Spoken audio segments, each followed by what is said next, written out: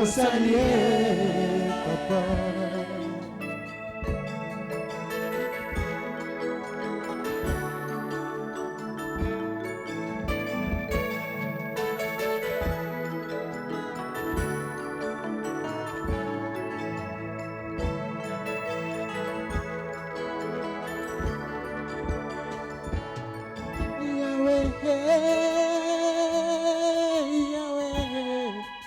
Holongi motema nanga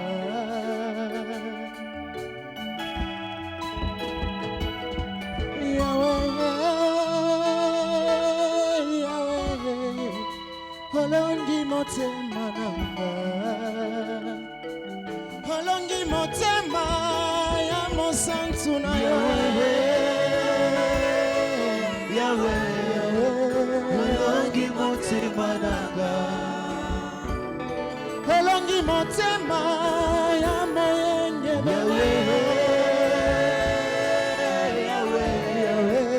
holongi motema nanga, nakomi okozalanga nakomokoma lokola na mozinda holongi motema nanga, moto ya kanda kanda azwa dusera molimo holongi masira holongi motema nanga, holongi motema ya moyenge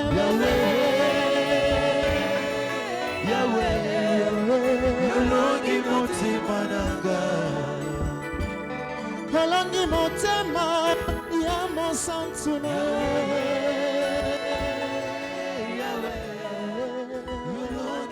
Jésus, nous disons Amen. Amen. Gloire à Jésus.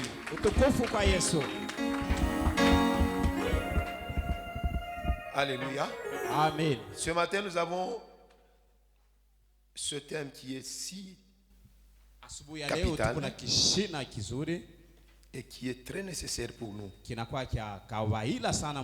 Nous voulons parler de l'importance de la discipline dans le sacerdoce. L'importance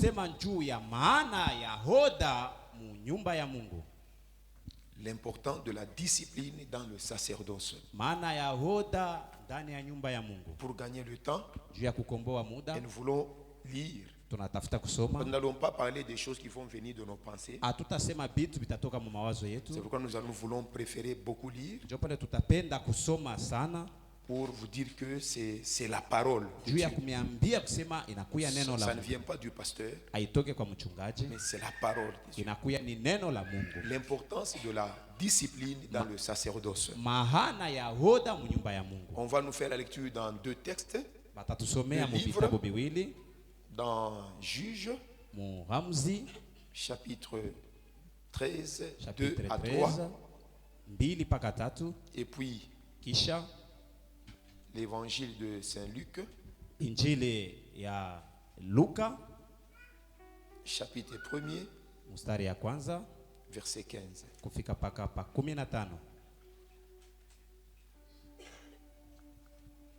Juges 13, 2 à 3. Nous lisons le livre des Juges, chapitre 13, le 2e et le 3e verset, au nom de Jésus-Christ. Amen. Il y avait un homme d'Estoréa, de la famille des Danites, et qui s'appelait Manoah. Sa femme était stérile et n'enfantait pas. Un ange de l'Éternel apparut à la femme et lui dit: voici, tu es stérile et tu n'as point d'enfant. Tu deviendras enceinte et tu enfanteras un fils. Le livre de Luc 4. Oui, oui.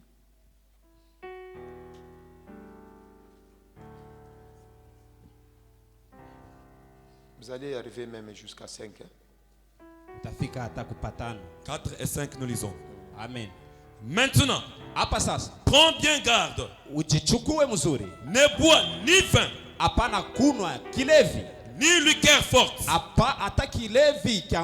et ne mange rien d'impur. Quand tu vas devenir enceinte, et tu enfanteras un fils, le rasoir ne passera point sur sa tête, parce que cet enfant sera consacré à Dieu dès le ventre de sa mère, et ce sera lui qui commencera à délivrer Israël de la main des Philistins. Le livre de Luc,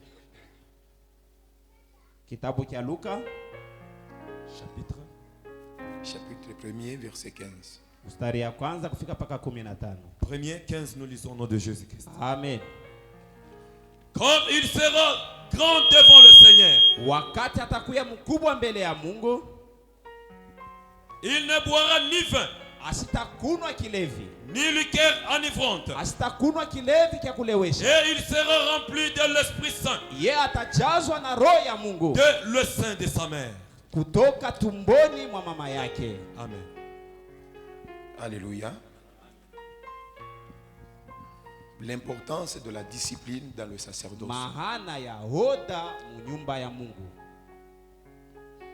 Vous savez que s'il y a quelque part là où la discipline devait régner à tout prix,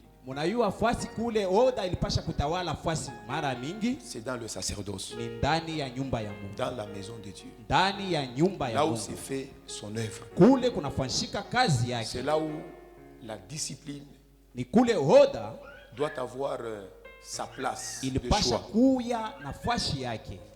Alors ce matin, nous voulons parler de l'importance de la discipline dans la maison de Dieu, là où la volonté de Dieu est appelée à s'accomplir. Alors on ne peut pas parler du sacerdoce sans parler des gens qui nous ont précédés, parce que nous ne sommes pas les premiers à nous retrouver dans le sacerdoce. Il y a des gens que Dieu avait utilisés avant nous, et Dieu avait visité avant nous, et nous devons aussi garder une grande notion que devant Dieu, tout homme doit s'attendre toujours à gagner quelque chose.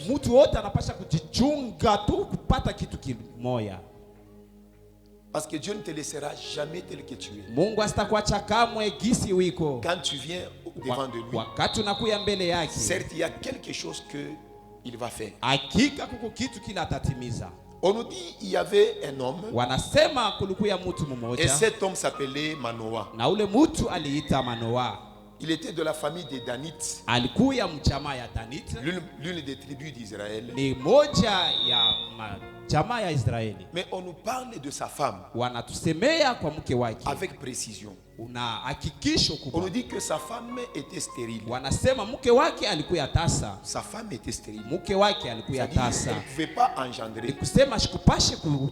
Donc dans leur maison, il n'y avait pas vraiment de joie.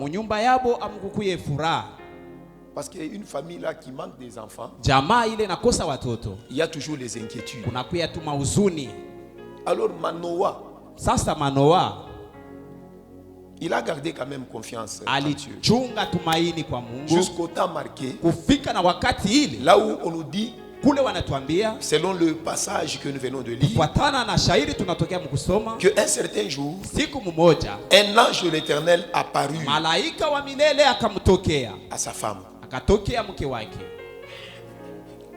Il n'avait pas eu le temps que sa femme puisse lui dire que je suis stérile. Quand l'ange descendait déjà, quand il venait là, il savait que la femme de cet homme était stérile et elle n'avait pas des enfants. Alors l'ange lui a dit, tu deviendras enceinte et tu enfanteras un fils.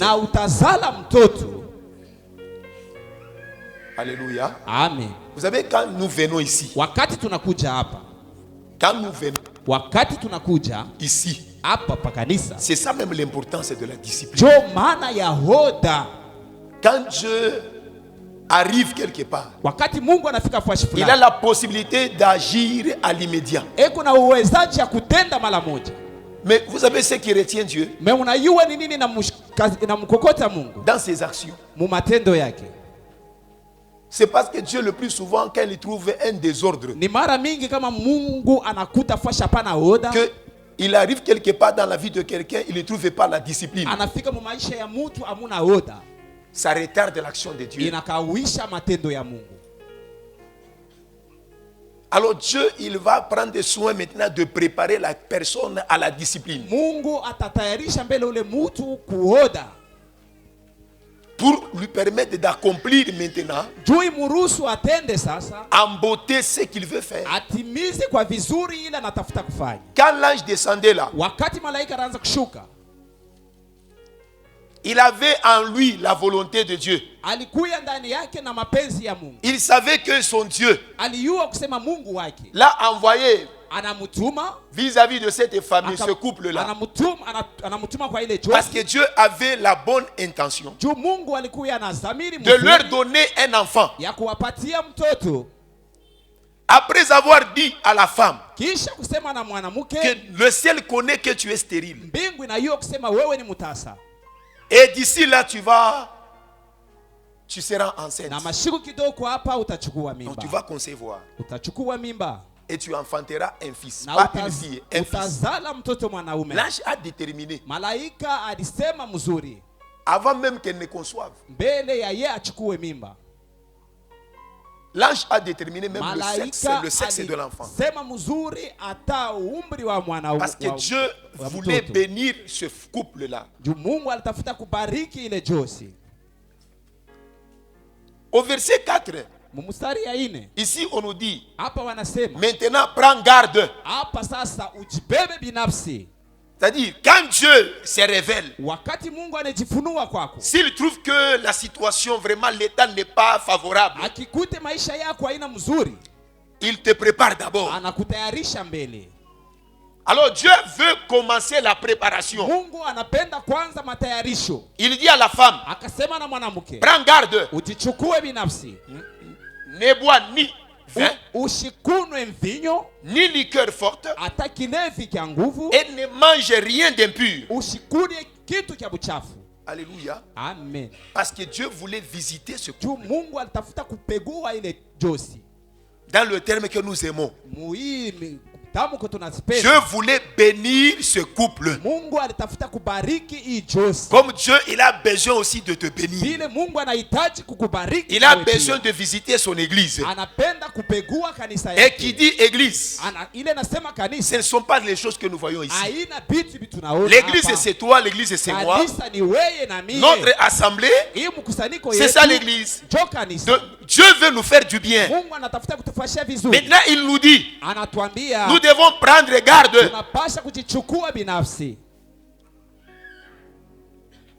Maintenant la discipline c'est quoi? La discipline c'est l'ensemble des règles. L'ensemble des règles de conduite. Des lois qui régissent la vie d'un groupe. Soit un individu. C'est-à-dire, quand nous sommes en groupe, les règles là qui nous régissent, c'est ça l'image de la discipline. C'est pourquoi quand vous allez dans toutes les écoles ici, on a toujours, chaque école a les règles de la discipline. Et c'est pourquoi chaque église et chaque école c'est déjà préparé un homme à qui l'on a chargé cette discipline là. Dans toutes les écoles, il y a toujours un certain homme, soit une femme, qui est chargé de la discipline. Mais l'homme là, il n'agit pas selon ses pensées. C'est-à-dire, l'école là a ses règles. masomo inakuya na kanuni yayo. Maintenant, il faut mettre quelqu'un qui doit faire veiller. Kuna banatafuta kuweka mtu ule atangalia. Qui doit faire veiller ces règles-là. Ule atafanya ile makanuni. Que ces règles soient respectées. Ile makanuni yeshimiwe. Et par les enseignants. Et par les élèves. Wanafunzi na walimu. Et la personne qui s'occupe de la discipline. Ule anangalia mambo ya oda. Il n'y a pas de discipline sans règles. Hakuna oda bila mipangilio. L'important c'est de la discipline. Maana ya oda. C'est-à-dire les règles de conduite. Si Dieu veut faire du bien à un homme, soit à un groupe des hommes, Dieu donne les règles. Si Dieu veut te visiter, il va te donner une ligne de conduite. C'est-à-dire un tas de règles que tu es appelé à observer et qui vont lui permettre maintenant d'accomplir ce qu'il veut faire pour toi. Et c'est ce qu'on nous dit ici. Du haut des cieux, Dieu a vu la stérilité dans la maison de Manoah. Tant qu'il y avait la stérilité, dont les enfants n'étaient pas bienvenus, donc on ne devait pas voir les enfants dans cette maison. Il n'y a que Dieu qui avait la solution. Mais Dieu n'est pas venu tout simplement parce qu'il a vu la stérilité. Il est venu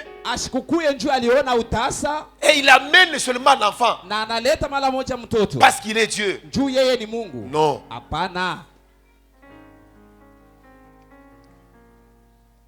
Dieu a demandé à la femme, prends bien garde. Il ne faut pas boire du vin, même pas de liqueur forte, même pas manger des choses impures. Chaque fois, je vous ai toujours parlé qu'un homme de Dieu, c'est lui qui a été appelé par Dieu, doit veiller sur sa propre discipline. Tu n'es pas appelé en tant qu'enfant de Dieu de manger partout, de faire du n'importe quoi, d'agir comme tous les hommes. Tu dois avoir certaines règles que tu es appelé à observer. Et surtout, tous ces gens-là que Dieu veut faire de grandes choses avec eux, Dieu leur a toujours donné les règles, c'est-à-dire un terrain d'entente. Dieu doit toujours te donner des choses que tu dois observer. Quand vous me voyez ici, j'ai un tas de choses que Dieu m'avait recommandé que je dois observer pour lui permettre de marcher avec moi. Et je ne peux pas vous dire ces choses parce que ça ne vous concerne pas.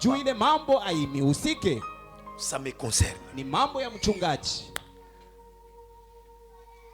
Je dois m'atteler à observer ces choses-là, ces règles-là, plus que toutes les choses. On a dit à la femme de Manoah,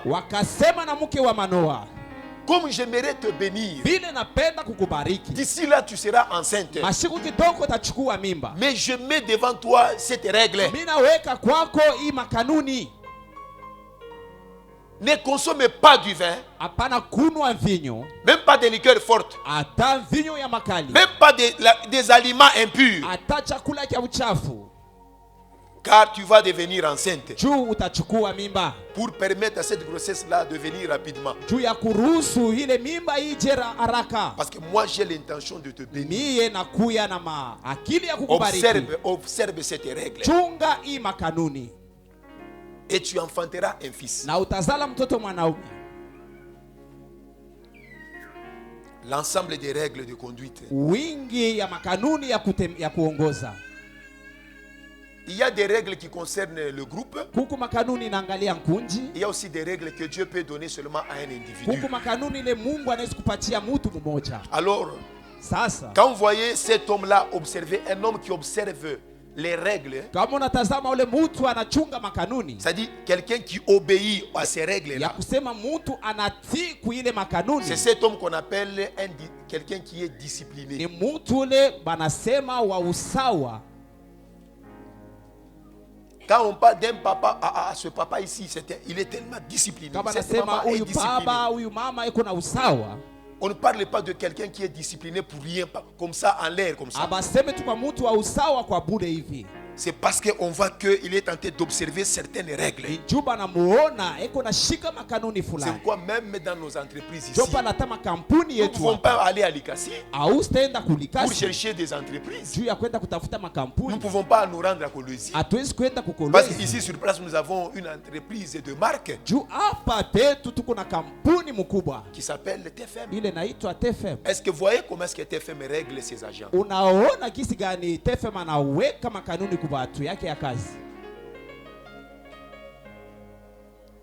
Il y a combien de règles? On vous a donné combien? Il y a combien? 15 règles. 15. C'est-à-dire si tu veux bien marcher avec cette entreprise, il faut être discipliné. Quelqu'un qui est discipliné, c'est quelqu'un qui est obéissant par rapport et vis-à-vis de ses règles. Donc quelqu'un qui est obéissant aux règles des un agent obéissant aux règles, il va perdurer là-bas. Parce qu'il est obéissant. Il est discipliné. Quelqu'un qui n'obéit pas aux règles, c'est un indiscipliné. C'est pourquoi même l'église, à part la parole, nous avons les règlements d'ordre intérieur et nous avons notre statut. C'est-à-dire l'ensemble des règles qui régissent une église locale. Notre règlement d'ordre intérieur n'est pas nécessairement le règlement d'autres églises. Chaque église a ses règlements. Vous savez qu'il y a des églises là où quand les gens y vont,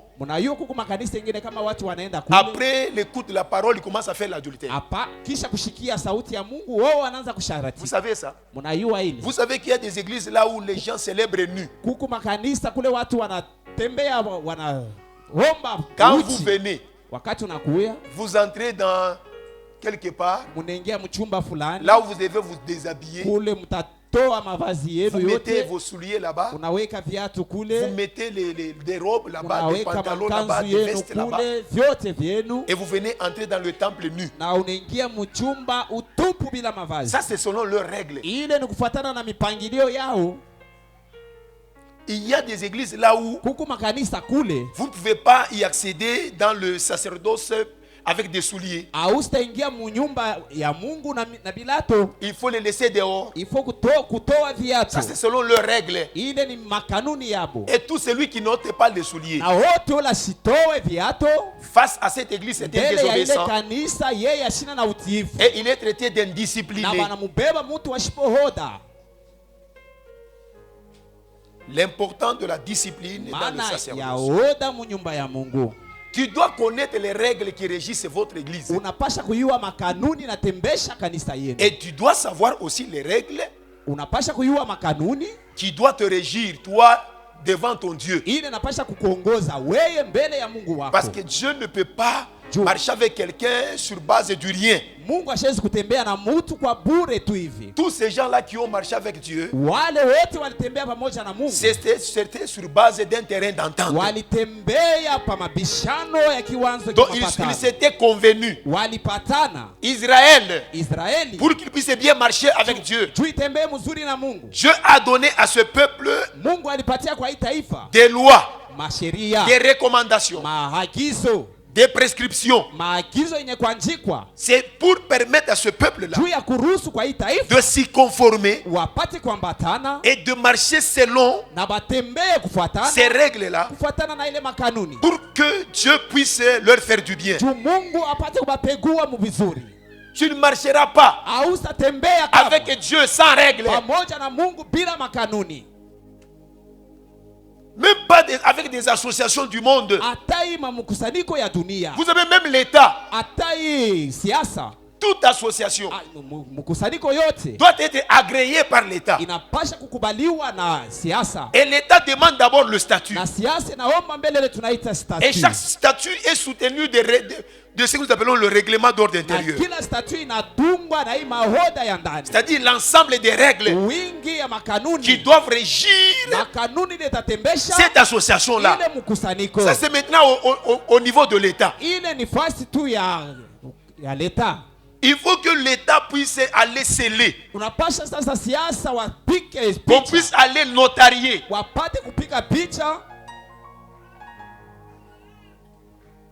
Pour agréer, on corrige même. Tu viens avec ton statut.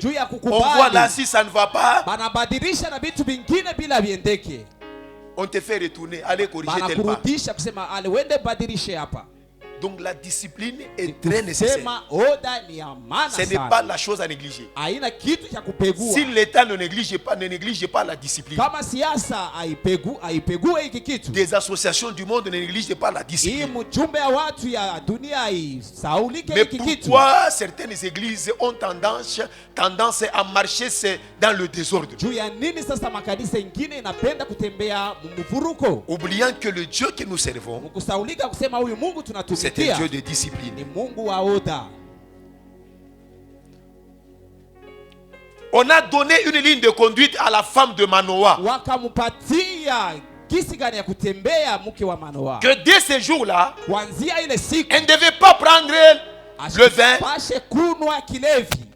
Elle ne devait pas prendre des liqueurs fortes. Elle ne devait pas manger n'importe quoi. Elle devait se limiter à consommer des choses qui sont pures. Alléluia. Amen. Elle ne devait pas consommer des choses impures. Ça c'est la règle que Dieu a donnée à la maman. Parce qu'elle devait tomber enceinte et donner un fils.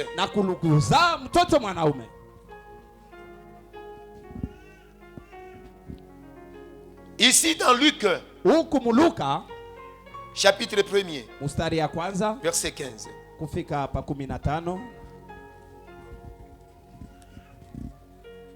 On nous a fait la lecture. On nous parlait de Jean-Baptiste.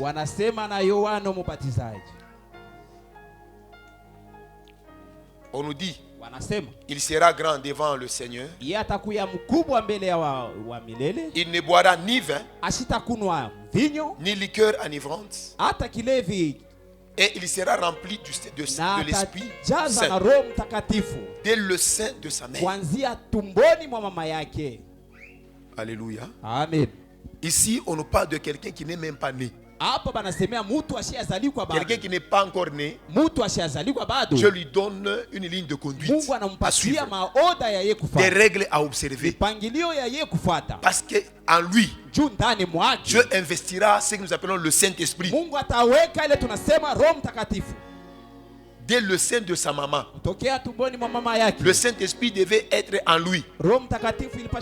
Alors il fallait, quand cet enfant sera là, de son vivant, Dieu met des limites. Il dit qu'il ne boira ni vin ni liqueur enivrante. Et le Saint-Esprit sera en lui. Mais est-ce que quand nous avons reçu Jésus, n'est-ce pas, la Bible nous dit que tout celui qui reçoit Jésus, on lui donne le Saint-Esprit. Mais pourquoi est-ce que les gens, certaines personnes dans les églises résistent à la discipline, c'est-à-dire aux règles qui doivent régir l'église?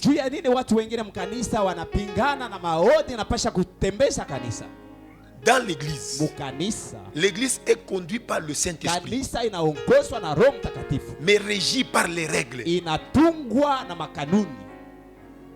tout le monde doit être quelqu'un qui s'applique bien à ces règles-là. Wanapasha kuya watu wote wanachunga zamu ya ile makanuni. Quelqu'un de respectueux par rapport aux règles. Mtu wa kuheshimia makanuni yote. Il n'y a pas de personne exceptionnelle. Yule anatia pembeni. Ici, un bébé, quelqu'un qui n'est même pas, qui n'existe même pas, Dieu donne des règles parce qu'il aura le Saint-Esprit en lui. Il ne devait pas toucher au vin, même pas à des liqueurs enivrantes, à des choses impures. Mais nous sommes déjà dans l'église avec le Saint-Esprit en nous. Il règne parmi nous et il vit en nous. Mais quand on nous dit d'observer ces règles-là, il y a même des gens qui forment un bloc de règles. On se rebelle. Quand on est à côté là, on parlote. Parce qu'on ignore, on ne connaît pas le Dieu qu'on prétend servir. Qui t'a dit que le Saint-Esprit en l'homme peut fonctionner dans un environnement là où il y a la saleté? Dans un corps malsain, dans un corps d'un ivrogne, dans un corps d'un pécheur, dans un corps de quelqu'un qui consomme du n'importe quoi. Quand on te parle de la discipline, tu te révoltes, tu te crois malin. Dieu t'aura au tournant. Il faut te croire malin comme tu le fais. Mais un jour, tu verras Dieu sur ton chemin. C'est facile à faire de n'importe quelle réaction pour se faire voir des hommes, pour que les hommes puissent nous voir que je suis têtu, je suis rebelle. Manque de respect à la discipline. On se croit malin. C'est qu'on te défend. Par Dieu, c'est ce que tu fais. Tu penses que tu vis par l'indépendance.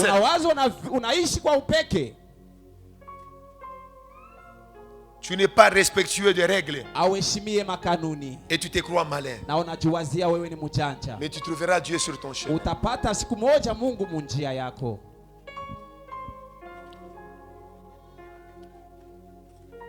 Est-ce qu'un enfant de Dieu qui a le Saint-Esprit,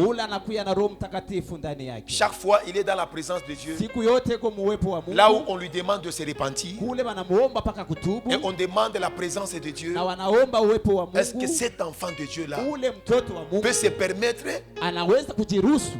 d'aller même à la maison, de quitter la maison chez lui et aller s'enivrer, prendre le lutuku,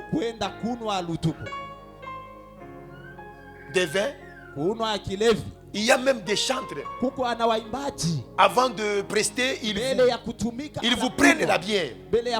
La bière devient leur Saint-Esprit. Il y a même ceux-là qui vont très loin, qui se suivent même avec du chanvre. Et c'est ça l'église locale dans laquelle nous évoluons. Et ces gens-là, ils se croient tellement très sages. Avant de venir à l'église, tu prends du chanvre. Avant de venir à l'église, tu t'enivres. Et tu prétends venir servir Dieu.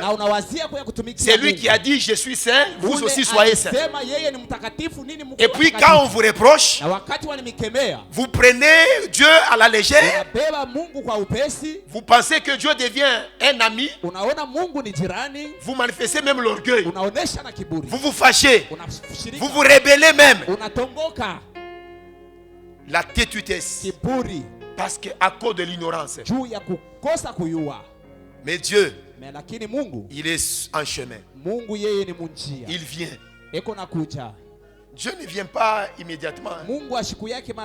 Mais je vous informe que Dieu arrive. Il arrive. Il arrive. Tous ces gens-là qui n'obéissent pas à sa discipline, Dieu arrive. Les Superman, Dieu arrive. Église, Dieu arrive. Il arrive. Je ne parle pas de Jésus qui vient bientôt. Je arrive en ta direction. Il arrive. Et quand il vient là, il a une mission à accomplir. Par rapport à l'obéissance, soit par rapport à la désobéissance. Le refus d'appliquer ses règles, c'est la désobéissance. À la fin, si vous allez entendre ce que Dieu a toujours fait. Quelqu'un qui est discipliné, c'est quelqu'un qui obéit à la discipline. Et la discipline, c'est l'ensemble des règles de conduite.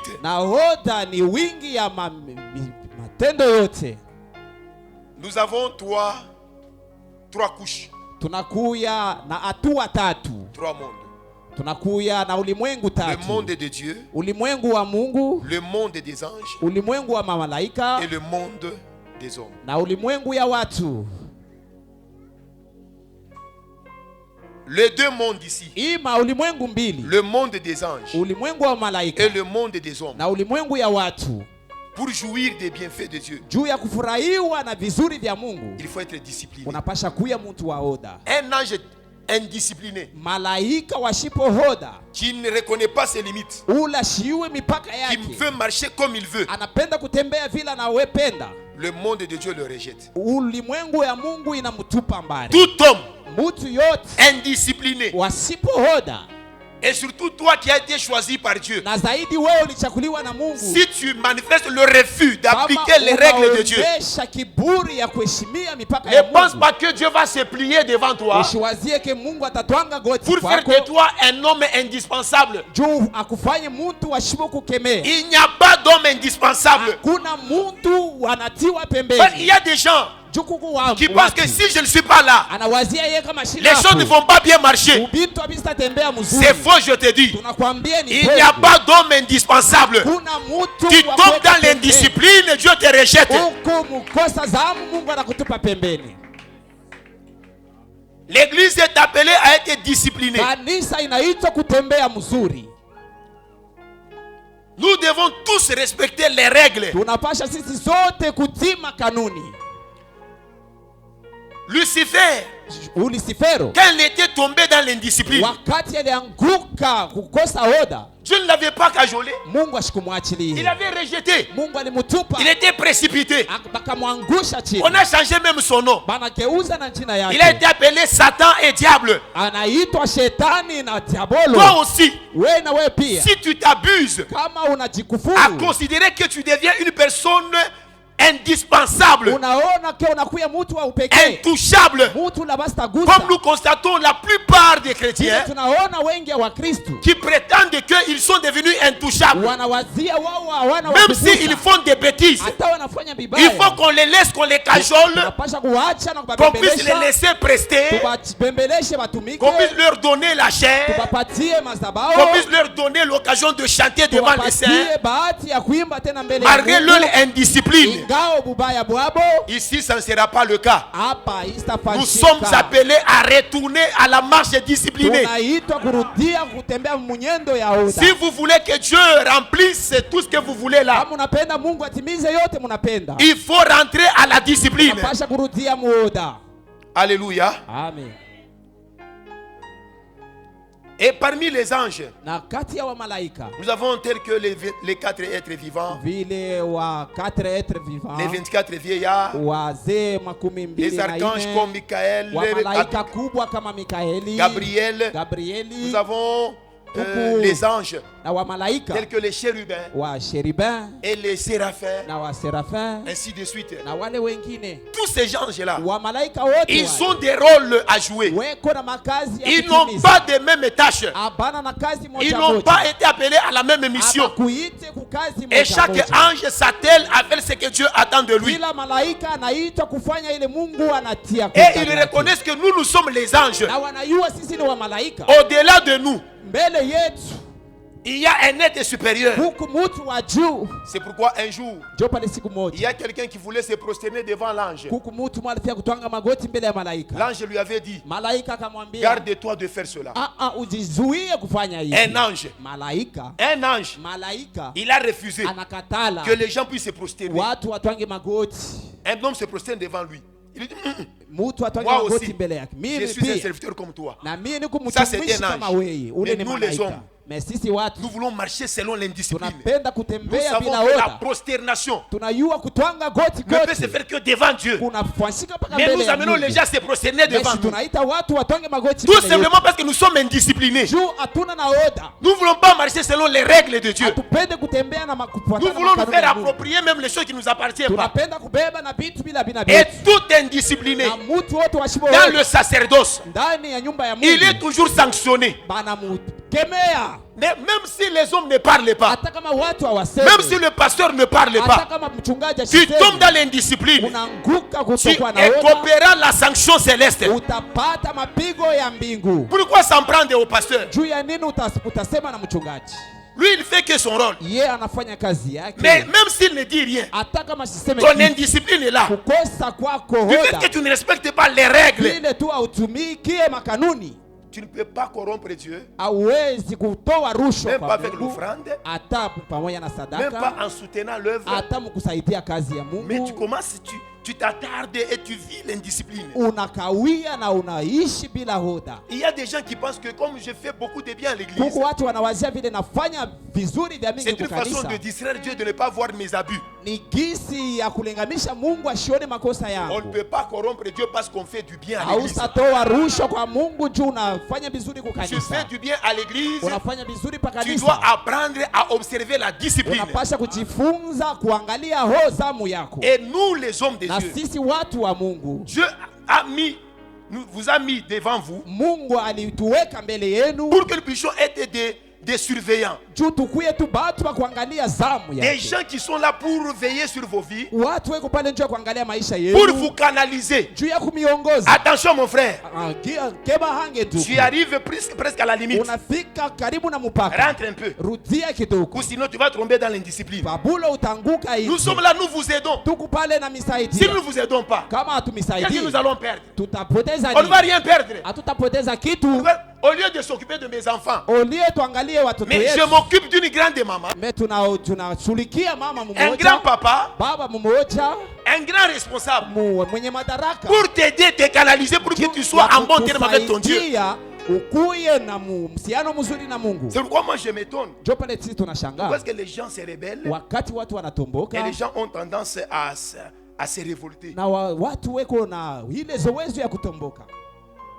Tout ce que Dieu attend de moi, de toi, de nous tous ici, et de tous les anges, Dieu attend de notre part la discipline, c'est-à-dire l'observation des règles, l'observation de sa parole, parce que sa parole constitue une grande règle. Celui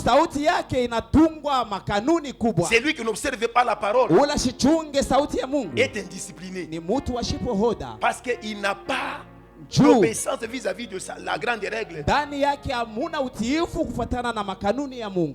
Alléluia. Amen. Vous lisez 2 Thessaloniciens. Soma Thessaloniciens.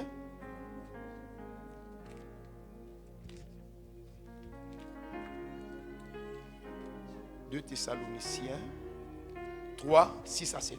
Amen. 6 à 7 du livre de 2 Thessaloniciens, chapitre 3, nous lisons au nom de Jésus-Christ. Amen. Nous vous recommandons, frères, au nom de notre Seigneur Jésus-Christ, de vous éloigner de tout frère kwenda mbali na ndugu wote, qui vit dans le désordre, ula naishi mu maisha mubaya, et non selon les instructions hapana kufuata kulingana na mashauri que vous avez reçu de nous. ile tulipata kwetu. Vous savez vous-même Munayua nini wenyewe comment il faut nous imiter, namna gani munapasha kutuhiga, car nous n'avons pas vécu parmi vous kwani hatukuishi pamoja nani dans le désordre. kukosa hoda. Ici ce n'est pas moi qui parle, Hapa aina mchungaji c'est anasema, Paul. hapa ni Moi, Paulo j'ai dit, nous allons anasema. lire. Jopale tulisema tutasoma. Écoutez église, Sikieni kanisa, nous ne sommes pas venus ici pour faire l'association des malfaiteurs, hatukukuya hapa njoo kufanya mchango ya watu wabaya, pour nous encourager à pécher, à faire du mal, à transgresser la loi de Dieu. juu ya kututia nguvu kugeuza kuharibisha neno la Quand tu Mungu. accèdes à la porte là, Wakati unaingia pa il ile faut que mlango, dans ta tête, unapasha kuweka mkichwa tu yako dis que je dois être respectueux par rapport à la parole de ya Dieu. kusema napasha kuheshimia maneno la On Mungu. n'a pas l'intention de s'unir à n'importe qui. Hatuna na akili ya kuungana na mtu wote. N'eût été Jésus, Kama ikukuye tu Yesu, n'allais pas connaître Papa Nicolas. hatukupashi kumuyua Papa Nikola. N'eût été Jésus, Kama ikukuye on ne veut Yesu, pas se connaître avec Papa Dominique. hatukupashi kumfamia Papa Ce qui Domingo. nous a unis, Ula c'est anitunganisha, des règles d'or.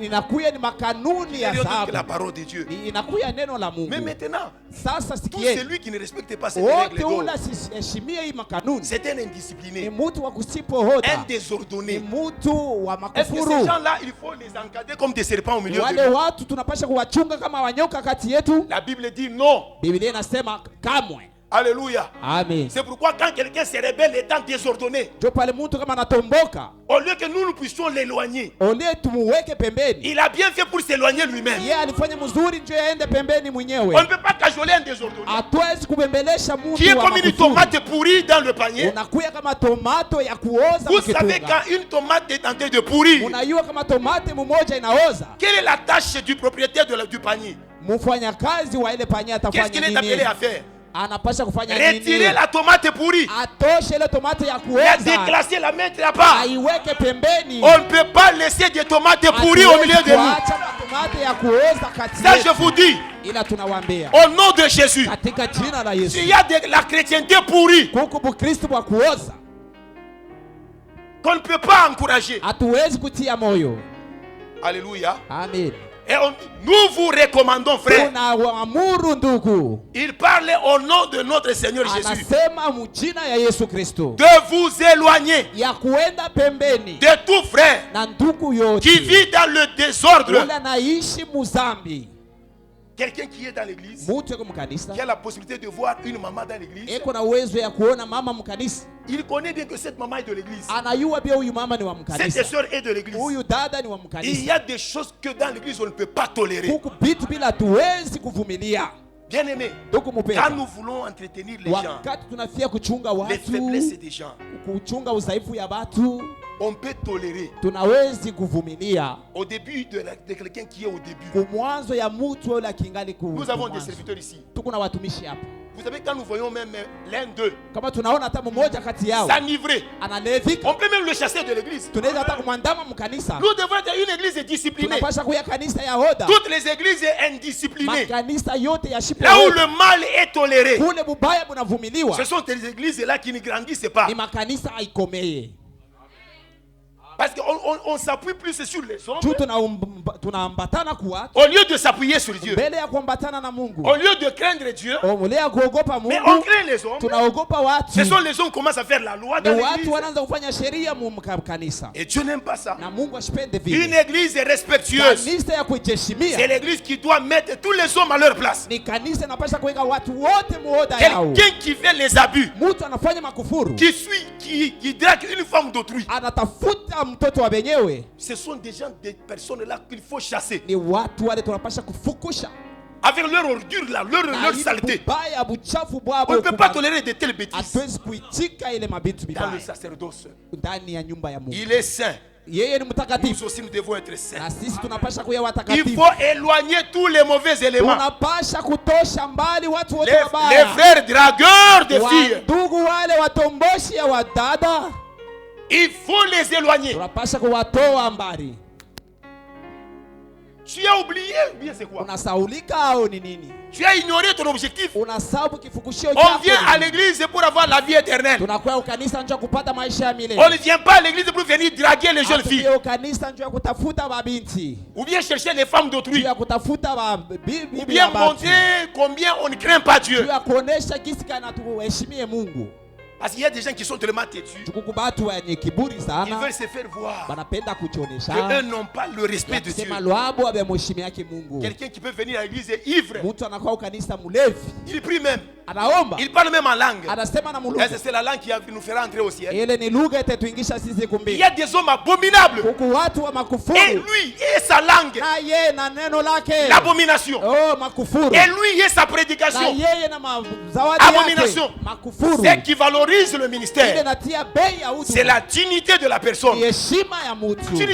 Tu te comportes très mal. Même si tu peux faire parler le feu sortir de ta bouche, c'est zéro. Le dernier jour là, Jésus te récupérera. Tu vas commencer à te plaindre. J'ai prophétisé en ton nom. J'ai chanté en ton nom. J'ai joué les instruments en ton nom. J'ai prêché en ton nom. On m'appelait pasteur en ton nom. Et il leur dira, éloignez-vous de moi. Même Jésus éloignera ces gens-là. Mais Jésus c'est toi qui dois commencer d'abord par éloigner ces gens. Parce que Jésus lui-même il éloignera ces gens.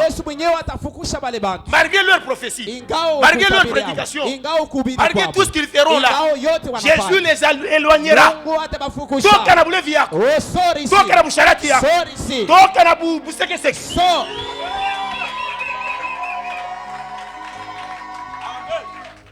L'important de la discipline,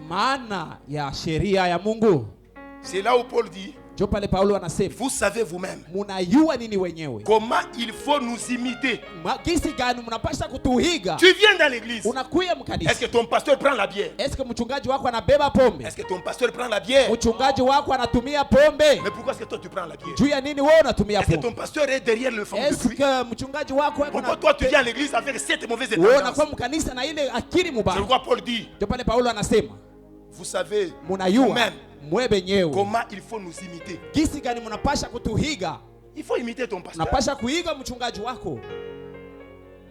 Pourquoi tu es comme ça, mon frère? Avec la mauvaise sémence. Attention, on va t'écarter. On va t'écarter. Dis-moi tout. Essaye seulement. On va t'écarter. On va te mettre à côté. On va pas te cajoler. Oh, qu'on puisse être beaucoup. Dans la volonté de Dieu, pas en désordre. Amen. Ce n'est pas le fait de tolérer le mal qui va remplir l'église. Mais par contre, si nous sommes soumis aux règles de Dieu, autant marqué, Dieu remplira cette église. C'est pourquoi nous devons respecter les règles de Dieu. Acte 13, 21. Acte 13, 21. À 22. Matendo ya mitume. Il y a des gens, quand Dieu les regarde, Dieu il est même content, il est fier de ces gens-là. Mais il y a aussi ceux-là qui, quand ils viennent, Dieu, ils énervent toujours Dieu. Il faut faire très attention. Oh, la chair est faible. La chair est faible. Hein, papa? Baba, après avoir prêché, tu pars boire et tu achètes les cours là pour mettre dans des poches. Tu vas te cacher dans la douche. Les gens pensent qu'il est en train de se baigner. Il est entré quand même mou et doux. Il sort de la douche en riant. Et les gens se posent la question. Il est allé se mordre là-bas. Lisez, papa. 13, 21, 22. Soma, baba. 21 à 22 du livre des Actes des Apôtres, chapitre 13. Amen. Nous lisons au nom de Jésus-Christ. Amen. Ils demandèrent alors un roi. Et Dieu leur donna pendant 40 ans katika makumi 40 Saül fils de Kis mtoto wa Tisa de la tribu de Benjamin. wa kizazi ya Benjamini. Puis l'ayant rejeté, Kesha wakamtupa, il leur suscita pour roi David, akalamusha kwao mfalme Daudi, auquel il a rendu ce témoignage. kule aliweka maushuda yake. J'ai trouvé David, Nilipata Daudi fils d'Isaïe, mtoto wa Isaya, homme selon mon cœur, mutu kufatana na moyo wangu, qui accomplira toutes mes volontés. ule atatimiza mapenzi yangu yote. Amen. Amen. Alléluia. Amen. Dieu avait appelé Saül. Mungu aliita Saulo, Il a rejeté. akamtupa Parce que tena. Saül ne respectait pas les règles. Saulo ashikwanze kuheshimia Dieu lui makanuni. donne des recommandations. Mungu anamupa maagizo, Il ne respectait pas à 100%. yeye asitimize Il appliquait yote, 50 anatupa et ingine les 50 la autre, na hii ingine il fait sa propre volonté. anafanya mapenzi yake. Et Dieu dit, Na Mungu akasema, j'ai choisi quelqu'un, na chagua mutu mmoja, un autre, mutu mwingine à la place de Saül. pafuasi ya Saulo. L'autre là, Ule mwingine il s'appelle David, anaitwa le Daudi, fils d'Isaïe. mtoto wa Isaya. D'abord, il est comment? Eko namna gani? L'homme selon mon cœur. Mutu kufatana na moyo wangu. Pourquoi l'homme selon le cœur de Juu ya Dieu? nini mutu kufatana na Parce moyo qu'il est wangu? respectueux par rapport aux Juu règles de Dieu. yeye anaheshimia makanisa ya Face Mungu. aux règles de Dieu, Mbele ya kanuni Dieu ya Mungu, attend l'obéissance. Mungu anachunga Et c'est pourquoi il utiifu. dit, il accomplira Jopa anasema pas atatimiza, quelques de mes volontés, hapana sehemu ya mapashwa mais yangu, toutes mes volontés. yote mapenzi Devant yangu. toutes les règles de Dieu, Mbele ya makanuni Dieu yote ya Mungu, attend l'obéissance. Mungu anachunga Mais kwako si toi tu utiifu. réponds à moitié, Kama wewe unajibu kwa tu es dans la kipande, case de Saül, huku muile et sehemu ya Dieu va te Saulo, rejeter. na Mungu Ce atakuachilia. n'est pas le fait de venir à l'église Hapana tu kuya qui prouve que kukanisa, nous sommes en bon terme avec ile Dieu. nasema wewe ni mzuri na Beaucoup sont Mungu. des hypocrites. Wa mingi ni wanafiki, Wanafiki. wanafiki Mais rejetés par Dieu. wanesha kutupwa na Mungu. Mais pensant qu'on est avec Dieu. Wewe wanawazia weko pamoja na Beaucoup Mungu. sont rejetés. Wengi wanesha kuachiliwa. Pourquoi? Juu ya Parce nini? qu'ils n'obéissent pas. Juu abana Ils ne marchent batiifu, pas selon la ligne de conduite de Dieu. abatembee kufuatana na maagizo Mais ya Dieu Mungu. a vanté, il a témoigné Na David Mungu alitapa mtu mmoja que l'homme Daudi, selon mon ya cœur kusema mtu qui kufuatana na moyo accomplira wangu, tout ce que je lui demanderai. atatimiza yote Dieu nitamuomba. ne connaît que toi. Mungu anayeye kusema wewe, Même si on te demande certaines choses, hata wanakuomba vitu tu vimoja, n'accompliras pas ça. haustatimiza Parce que ile. tu es désobéissant. Juu wewe hauna na Et la désobéissance, c'est l'indiscipline. na kutoka ni kukosa zamu. Josué 11, 14 à 15. Yoshua 11:14 mpaka 15. C'est pourquoi David, il avait réussi. Jo pale Daudi aliweza. La réussite et le succès, c'est pour les gens qui sont disciplinés. Kuweza na kwenda mbele ni kwa watu La wanachunga gloire sana. de Dieu, c'est pour les églises disciplinées. Utukufu ya Mungu ni ya makanisa Pas une kutembea église là où on sawa peut sawa. retrouver le tout. Hapana kanisa kule tutakuta Un tu. ivrogne qui prêche, un adultère qui Mlevi prêche, anaongoza, des anahubiri, ivrognes qui vous chantent. walevi wanaimba, Et vous voulez faire descendre la gloire de Dieu. na mnapenda kushusha uwepo wa Mungu. Unakuwa na matungulu waisha kukununka kilo kyote kishimo. Amen. Parce que tu as bu toute la soirée. Jo likunwa magharibi yote. Et puis vous voulez faire descendre la gloire de Dieu. Unapenda ushushe utukufu ya Mungu. Utukufu ya Mungu ishuke. La gloire de Dieu. Mungu nkambo yetu bia Mungu yu wa kumbingu. Amen.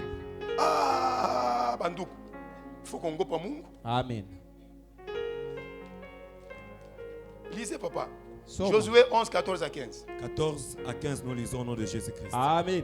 Les enfants d'Israël gardèrent pour eux Watoto wa Israeli wanachunga kwao tous les butins de ces villes yote ya muinchi et le bétail. Suivez bien.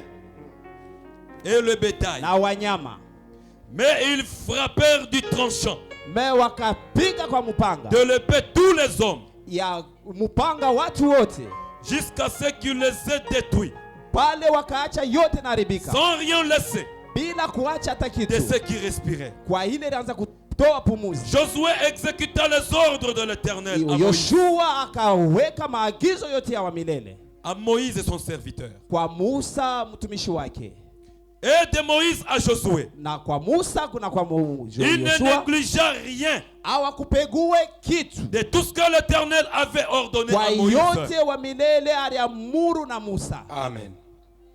Alléluia. Amen. Dieu avait dit à Josué Mungu alisema na Yoshua que ce livre de la loi ya kusema hiki kitabu cha ne sheria s'éloigne pas. kishiende pembeni. Il faut s'éloigner des mauvais amis. Enda pembeni na warafiki Mais wabaya. que le livre de la loi Kitabu cha sheria puisse être attaché. kipate kuambatana, Ne s'éloigne pas.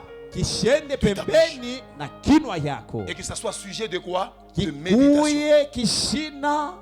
Comme conséquence, Kama matokeo ça va apporter quoi? itatoa nini? La réussite Kuweza et le succès. na kavumo. Posez la question. Uliza Pourquoi est-ce jibu. que certaines personnes réussissent? Juu ya nini watu wengine wanaweza? Il faut se séparer des mauvaises personnes Unapasha kuambatana na warafiki et wabaya s'attacher à la loi de Dieu. na kuambatana na sheria ya Mungu.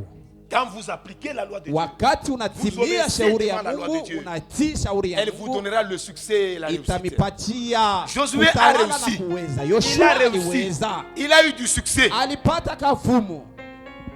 Pourquoi? Juu ya nini? Parce que tout ce qu'on lui avait recommandé, Yote walimwamuru il n'avait rien négligé. asikukwache hata Quand kidogo. Dieu dit tue Wakati Mungu anasema uwa, des grandes personnes jusqu'aux petits, batu bakubwa kufika na kubadogo, il fait ce que Dieu lui dit. anafanya ile Mungu Mais anasema. l'autre là, Ule mwingine, l'indiscipliné Saül, ule washipo Dieu hota lui Saulo, dit la même chose que Saül, comme Josué ici. Mungu anasema vitu vimoja Va kama tuer. Yoshua, wende kauwe, Va vous faire fouet par interdit. wende ukauwe, Exterminer à partir du roi jusqu'au bétail. anzia kwa mfalme tina Et kunyama. lui il arrive, Yeye anafika, anaangalia roi, il regarde le un roi, emploi ya il kunyoloka. a le nez qui est un peu tout droit. Sasa wewe pembeni. Il lui dit va à côté. Tu anaweza kuangalia wale bantu Il bamfurahishe. commence à regarder les gens qui lui plaisent pas, Anabaweka ngambo ingine. il les met là-bas. Anaenda kwa banyama. Il regarde les Bale bétails, banyama mafuta. les bétails qui sont gras, Anabaweka ngambo ya il les mfalme. met de l'autre Bale côté. toku mashetif. Ceux-là qui sont maigres, Anabaweka ngambo kule. il met maintenant ici. Anasema muwe babota. Et il dit allez tuer tout ça. Anécarté hapa. Il a écarté les autres. Les indisciplinés font toujours ça. Watu washipooda wanafanya vile,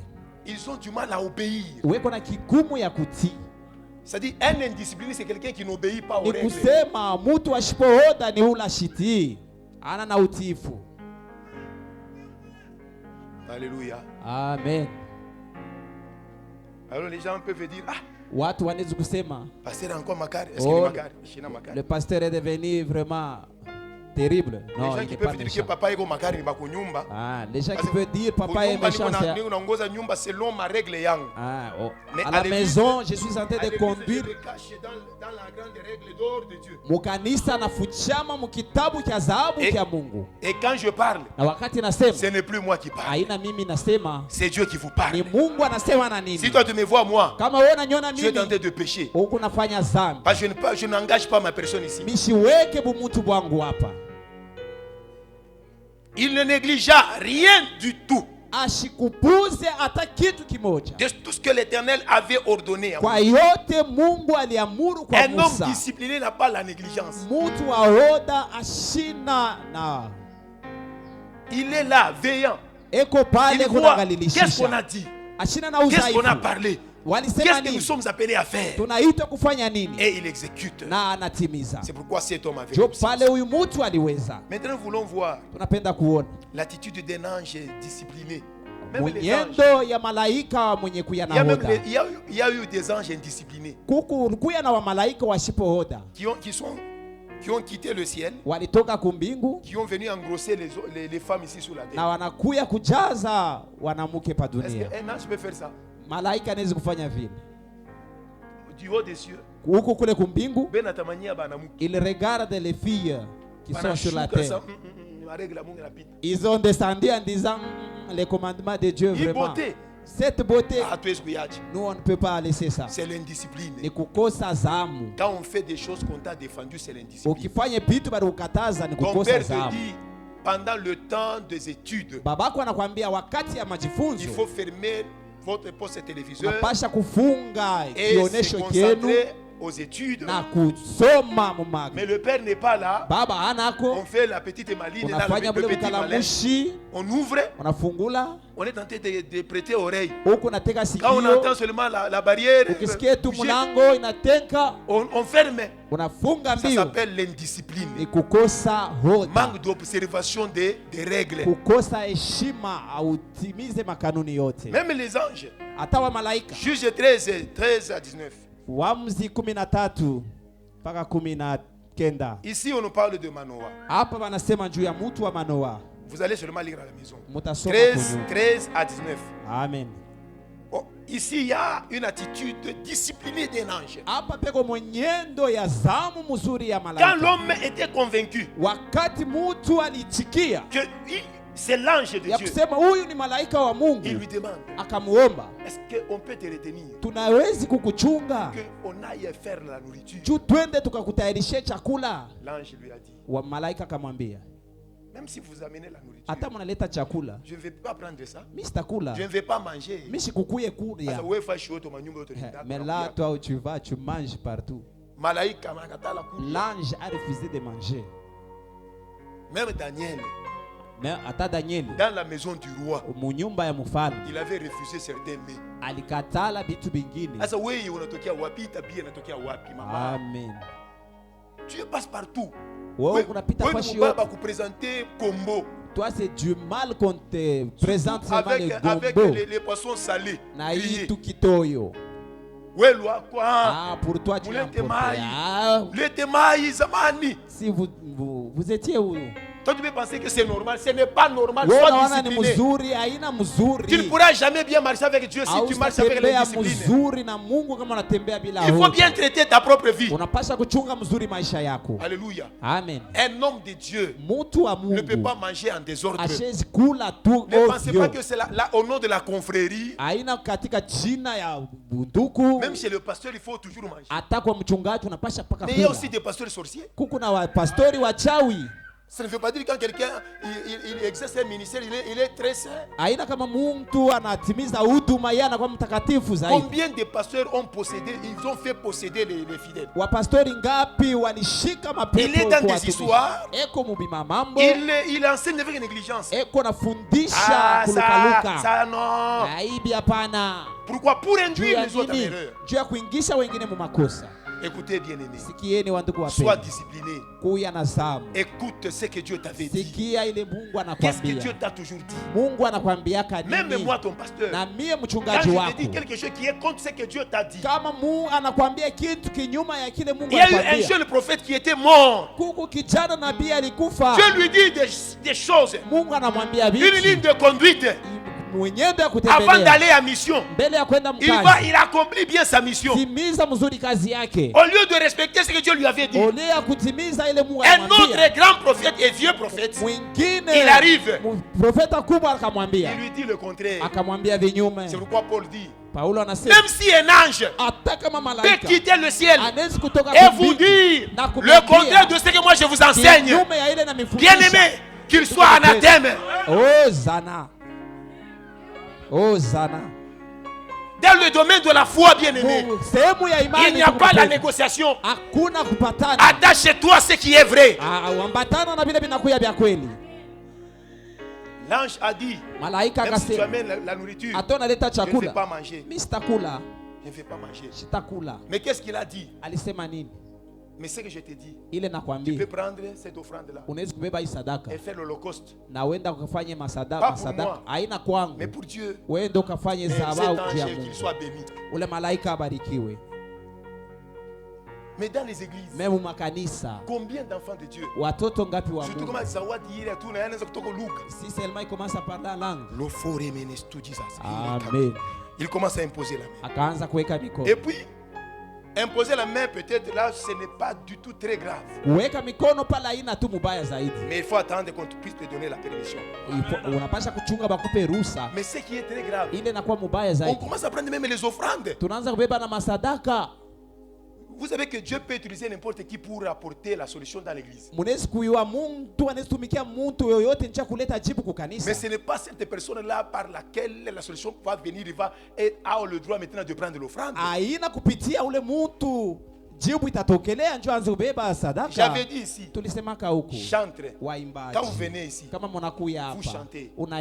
Les gens qui n'ont pas de connaissance peuvent confondre le panier et votre poche. Comme moi je suis en train de prêcher, quelqu'un qui est mal enseigné peut confondre le panier et la poche du pasteur. C'est-à-dire quoi? Il peut être touché par le message. Au lieu de venir donner l'offrande dans le panier, parce que toute gloire est appelée à rentrer chez qui? Mais lui, il va esquiver le panier, comme il est corrompu dans son mental, il viendra tout droit vers la poche du pasteur. Et surtout les chantres, leurs poches sont confondues au panier de l'église. Quand tu chantes bien, c'est la gloire de Dieu. Il faut quand quelqu'un se réjouit de ce que tu as fait, qu'elle amène l'offrande et vite qu'il mette dans ta poche. J'avais enseigné que quand on met l'offrande dans ta poche, en guide de reconnaissance, que tout est grâce, et tout homme parfait, et toute grâce excellente viennent du Père de la lumière. Il faut faire sortir cette offrande-là et aller mettre à son tour dans le panier. Non. Vous allez voir quelqu'un qui danse, on lui donne l'offrande, il commence maintenant qu'on puisse encore lui donner. Et puis vous l'observez qu'il va maintenant venir et il part. C'est pourquoi il y a beaucoup du côté des chants, il y a beaucoup des ivrognes.